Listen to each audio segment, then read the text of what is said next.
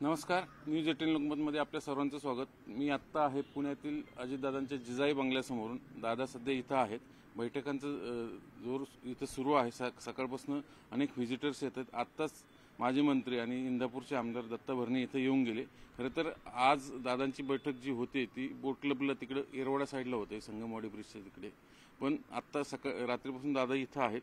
सगळे व्हिजिटर्स आणि आढावा घेत आहेत सगळ्या मतदारसंघातल्या आमदारांचा. एक एक आमदार येऊन त्यांना भेटून जात आहेत आणि मंत्री कदाचित येतील. पण मुख्य बैठक ही तिकडे येरवड्याला होणार आहे, बोट क्लबला.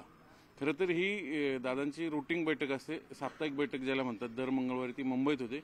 पण यावेळेस आज आढळराव पाटील यांचा मंचरला प्रवेश होतोय, अधिकृत प्रवेश पक्ष राष्ट्रवादीत होतोय.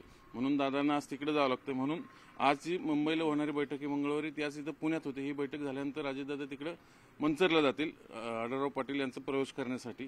पण आजच्या बैठकीचा जर अजेंडा बघितला, अजेंडा तर हा क्लिअर कट आहे. लोकसभा निवडणुकात खरं तर अजितदादांच्या राष्ट्रवादीला किमान 6 जागा हव्या होत्या. पण तसं काही होताना दिसत नाही.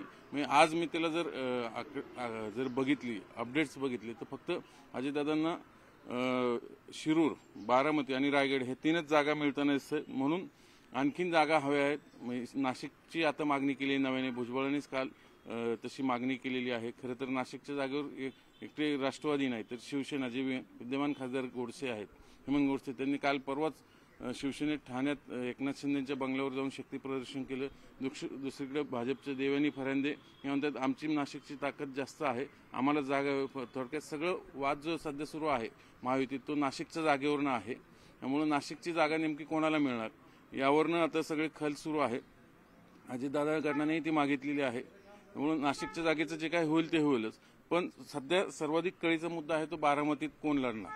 कारण परवा दिवशीच महादेव जानकर यांना महायुतीत परत अधिकृत घर वापसी झालेली त्यांची फडणवीसांच्या तिथं, आणि त्यांना एक जागा देण्याचं कबूल केले. मग ती परभणीची की बारामतीनं त्यांना पुन्हा लढणार. कारण 2014 साली हेच जानकर सुप्रियातांच्या विरोधात लढले होते आणि त्यांनी चांगली मतं घेतली होती.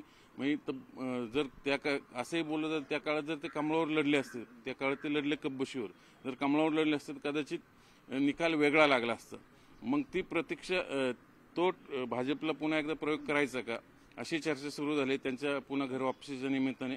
पण अजितदादा मात्र आपल्या पत्नी सुनेत्रा वहिनींना बारामतीतून उतरवण्यावर ठाम आहेत. कारण आजही त्यांचा दौरा आहे भोर तालुक्यात.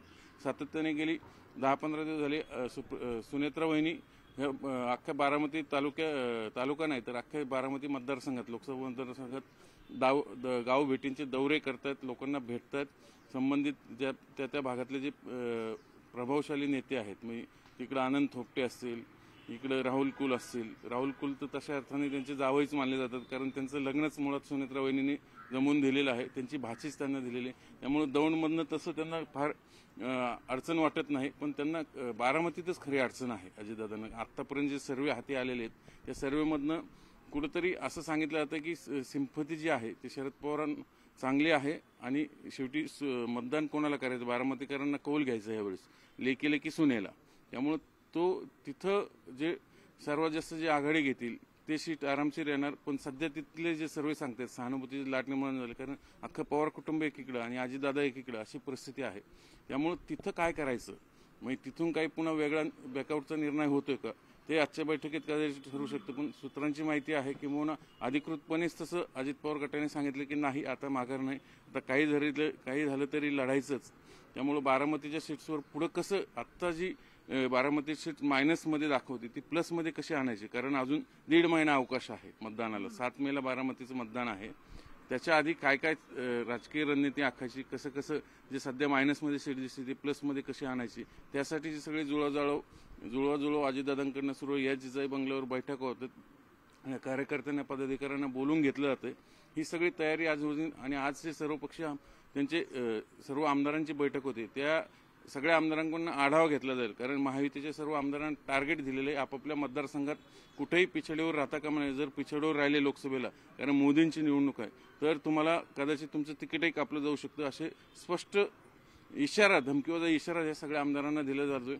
दिला गेलेला आहे किंवा आधीच. म्हणून आजच्या बैठकीत राष्ट्रवादीचे जे आमदार आहेत जवळपास 40-50 त्यांचं सगळं त्यांच्या मतदारसंघाचा आढावा घेतला जाईल. कोण कुठं काय आणखीन गरज आहे काम करण्याची त्याची सगळी पुढची रणनीती आखली जाईल. आजच्या या सगळ्या बैठकीचा अजेंडा हा जरी असला तरी जागा वाढून मिळाव्यात हे सगळ्यात मोठा आजच्या बैठकीचा मुख्य अजेंडा आहे. त्यासाठी अजित पवार सगळं आत्तापर्यंतच्या महायुतीच्या बैठकीत नेमकं काय काय झालं, कसं कसं घडलं हे सगळं त्याचा आढावा सगळ्या आपल्या आमदारांना देतील. नंतर आमदार काय म्हणतात आणि पुढं समजा जागा कमीच मिळणार असेल तर पुढं कसं जायचं मग. कारण राष्ट्रवादी हा किती नाही म्हणलं तर पश्चिम महाराष्ट्राचा एक प्रमुख पक्ष आहे आणि तिथंच जर पक्षाला फक्त 3 जागा मिळत असतील तर पुढं कसं जायचं. मग करे तो क्या करे अशी परिस्थिती राष्ट्रवादीची आहे. कारण सातारा जागा जी राष्ट्रवादीची आहे हक्काची, जरी आता ती शरद पवार गटाकडे विद्यमान खासदार असले तरी तिथं राष्ट्रवादीचा दावा आहे. सगळे आमदार तिथले राष्ट्रवादीचे आहेत.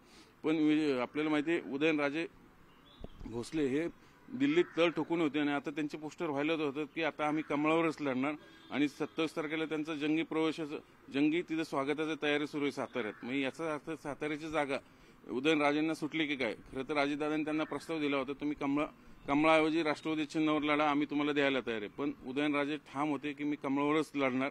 त्यामुळे ती जागा जर राष्ट्रवादीकडून गेली असेल भाजपला तर मग त्याच्या बदल्यात कुठली जागा दुसरी मिळणार आहे का भाजपला राष्ट्रवादीला ते पाहावं लागणार. दुसरी परभणीची जागा राष्ट्रवादीने दावा ठोकला होता ती आता महादेव जानकरांना दिली जाते अशी चर्चा आहे. किंवा त्या अटीवरच ते पुन्हा त्यांची घरवापसी झालेली महायुतीत. इकडे गडचिरोलीची जागा राष्ट्रवादीला हवी होती धर्मबाबा आत्रामना, पण ती भाजपने तिथं उमेदवार दिला. मग आणखीन जागा कुठल्या मिळणार राष्ट्रवादीला. सध्या 3-4च्या पुढे जाताना दिसत नाही. मग एवढ्या कमी जागेवर लढायचं कसं. मग महायुतीतून बाहेर पडायचं का. खरं तर ते आत्ता शक्य नाही बॅकआउट. पण किमान एक बोलणीतली जे ओढतानी असते एक प्रेशर क्रिएट करणं म्हणतात ते प्रेशर क्रिएट करणं आजच्या बैठकीतनं होणार आहे काय राष्ट्रवादीच्या सर्व आमदारांकडून महायुतीवरती किंवा भाजपवरती. हे सगळं आज पाहिलं जाईल. आजच्या बैठकीत कदाचित त्याचाच आढावा घेतला जाईल आणि जागा कशा वाढून मिळत आहेत आणि मिळणाऱ्या जागा कशा निवडून आणायच्या याची सगळी आढावा बैठक आजच्या ह्या बैठकीत होईल. किंबहुना आत्ताच इंदापूरचे आमदार दत्ता भरणे हे आत्ता दादांना भेटून गेलेत आणि सगळा आढावा देऊन गेलेत. त्यामुळे पूर्ण बारामती मतदारसंघाचा पुन्हा एकदा आढावा घेतला जाईल. जे आत्ताच्या सर्व्हेमध्ये थोडं ट्रेलिंग दाखवतंय असं सांगितलं जातं ते कसं वाढवायचं, ते पुन्हा सीट इनमध्ये कशी आणायची याची सगळी रणनीती आजच्या बैठकीत ठरली जाईल. त्यामुळे अजितदादा आजच्या बैठकीत आमदारांना नेमकं काय मार्गदर्शन करतात. जी बोट क्लबला बैठक होती त्याच्याकडे सर्व राष्ट्रवादीच्या कार्यकर्त्यांचे डोळे लागलेले आहेत. किंबहुना ह्या लोकसभा निवडणुकीत राष्ट्रवादी पुढची भूमिका काय घेणार. कारण सिंपती शरद पवारांच्या बाजूने आहे असं सांगितलं जातं. मग ती सिंपती कमी कशी करता होईल, नलिफाईड कशी करता येईल, त्यासाठी मग काय रणनीती आखायची मी त्याला काउंटर म्हणून हे सगळं आजच्या बैठकीत कदाचित फायनल होऊ शकतं. आणि हे सगळ्या आढावानंतर मग महायुतीची पुढची बोलणी कदाचित होऊ शकते आजच्या बैठकीतनंच. व्हिडिओ जर्नलिस्ट गणेश कदमसह चंद्रान फुंदे, न्यूज 18 लोकमत, पुणे.